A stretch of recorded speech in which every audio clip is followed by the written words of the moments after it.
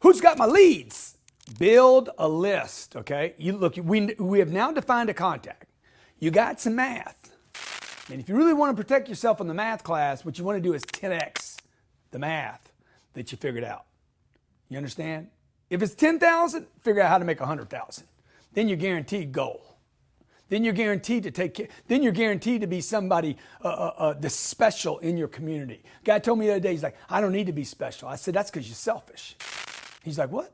I said, dude, because you don't want to be special to your church, your community, your family, in your circle, the fact that you don't want to be special means you're selfish. You know, look, I want to be special. I want to be special in my community. I want the policeman to let me go because he knows me, because I've been helping out so much. So know the math, know what a contact is, and know this. Everybody deserves and should be obligated to get special in your part of the world. To hit your targets, you're going to need a list. I mean, this gets down to, if I want to build a house, I probably need some cement, right? I need some bricks. I need some wood. I need a nail. I need a hammer. I'm going to need a carpenter. I'm going to need some workers. I'm going to need a permit. I'm going to need a truck to carry stuff. Same thing with making business to making money over the phone. All right. You need a list. I need names. Who's got my names? Who's in the market for my product? Who is interested?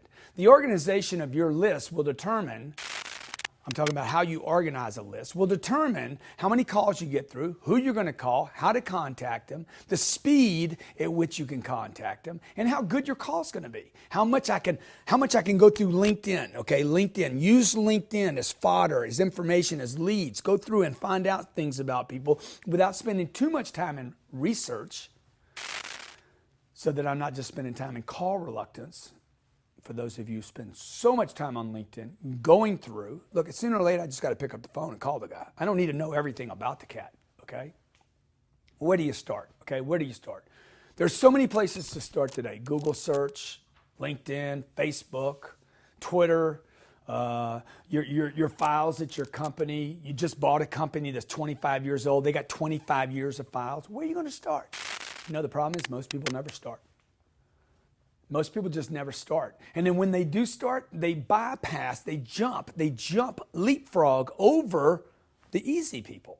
The place to start, and I talked about this in the, by the way, I'm so proud to say this, my book, Sell or Be Sold, which is a New York Times bestseller, was just rated the #1 sales and business book in its category for that year.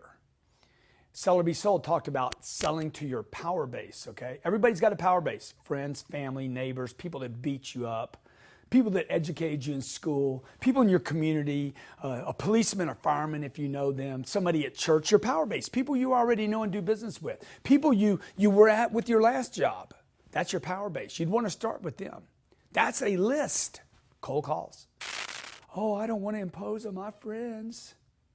If you can't impose on them, how are you going to impose on somebody you don't know? Okay?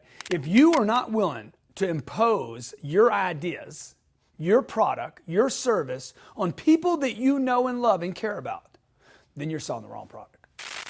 You guys in network marketing, you're not willing to call your mom or your dad or your brother or your sister and say, you're going to the meeting with me tonight, then you need to quit doing what you're doing. Because you don't believe in your product. You're not sold on your product. Like I would tell my brother, you're going with me. I'm busy. I don't care if you're busy. I'm going to pick you up. I'm going to pick you up and you're going with me, dude. He's my brother. If I can't do that to my brother, who can I do it to? I can't do it to anybody else. Okay? So that is a easy list to impose and demand and require and insist that those people buy from you. You got to be that sold. Second person is sold customers, either of yours. Let's say you were in another company, sold another product, you sold them already and were successful with them, and or the company already sold them. Those are people that I want to call and resell. They have indicated that they will do business with me and or the company and their product, and so therefore they will do business with you again. Repeat the action again. We have a saying at my company, okay, anytime we see a graph that's going like this, anything that looks really vertical, like it's starting to take off, I'm like, what caused that? do it again. It will repeat that trajectory of growth, okay? Lost customers. What about customers that we lost? At the end of every month, I'm like, who have we lost? Who got off of our program? Who has not ordered from us in a while? Let's call those people and say, thank you for your business back in.